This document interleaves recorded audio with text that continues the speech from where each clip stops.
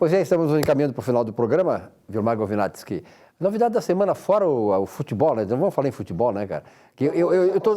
Eu tô torcendo agora o seguinte: Inter campeão da Copa do Brasil, Grêmio campeão da Libertadores da América, fica Pronto, tranquilo, os gaúchos representando o Brasil dois, para o Brasil e para o mundo. É verdade, é. Bom, e aí, qual é a novidade da semana na área política? Pois olha, na área política nós temos aí um progresso na reforma da Previdência, Isso, é verdade, Silvio.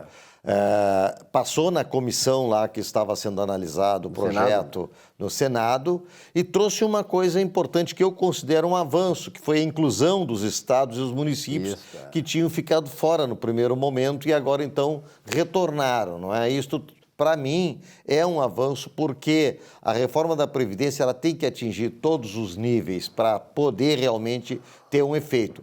Embora ainda vai demorar um tempo para a votação, para ir para a finalização, até ir para a sanção do presidente e a implantação, mas a previsão de economia é uma previsão muito grande.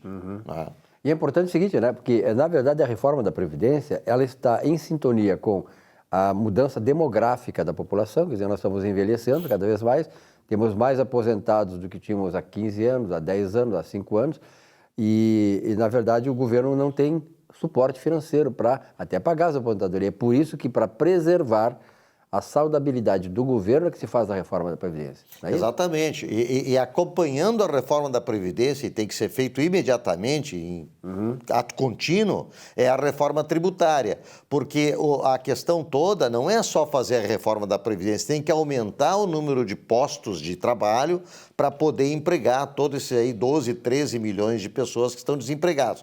O mercado informal, quando existe falta de mercado de postos de trabalho, o mercado informal ele aumenta, ele se acentua. É o que se vê aqui nas ruas de Porto Alegre, é o que se vê no Brasil todo. Mas esta situação de mercado informal não ajuda em nada na Previdência, porque não vai contribuir para que daqui a alguns anos esses novos aposentados tenham valores disponíveis lá no governo, lá nos cofres públicos, para serem mantidos. Então, a reforma tributária, ela é imprescindível, ato contínuo à reforma da Previdência. E tu colocaste uma coisa que é isso aí mesmo, que na verdade, quando tu faz a reforma tributária, tu estás ajudando o quê? O desenvolvimento econômico, quer dizer, Exatamente. Viabilizando, né? Via uma mais racionalização. Eu acho que a questão do Brasil nem é tanto a questão do peso dos tributos. Veja bem, o Brasil hoje tem a questão tributária, o peso dos tributos em relação ao PIB é de 32%. Não é 40%, 50%, é 32%. Em relação aos países em desenvolvimento, é um dos mais elevados. Por exemplo, a Argentina é 20%, o Chile é 23%, os Estados Unidos é 26%. O problema nosso não é só de racionalização, mas também tem uma coisa. O pessoal diz, o governo tem que gerar emprego. O governo não gera emprego.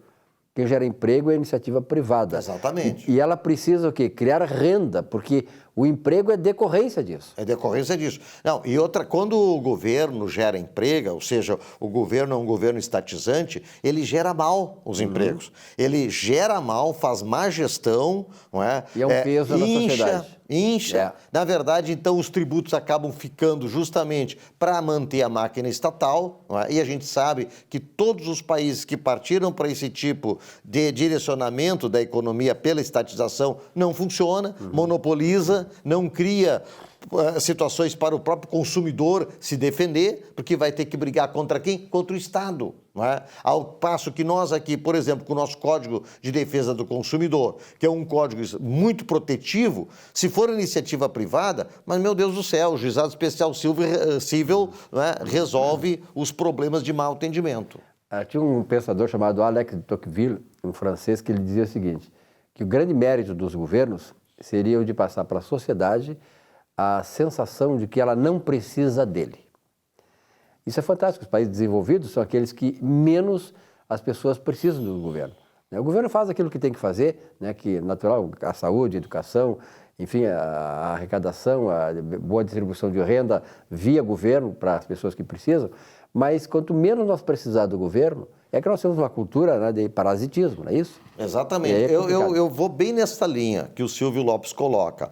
O governo precisa se preocupar basicamente com 5 situações: saúde, educação, segurança, não é?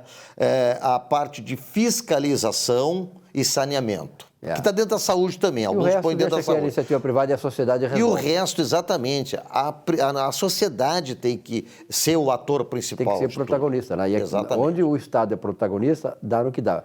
Vilmar, então fechamos aqui o programa essa semana. Uma boa semana para ti também. Uma boa semana também para todos os nossos telespectadores. E o nosso Economia e Desenvolvimento volta na semana que vem. Um grande abraço a todos, boa semana e até lá.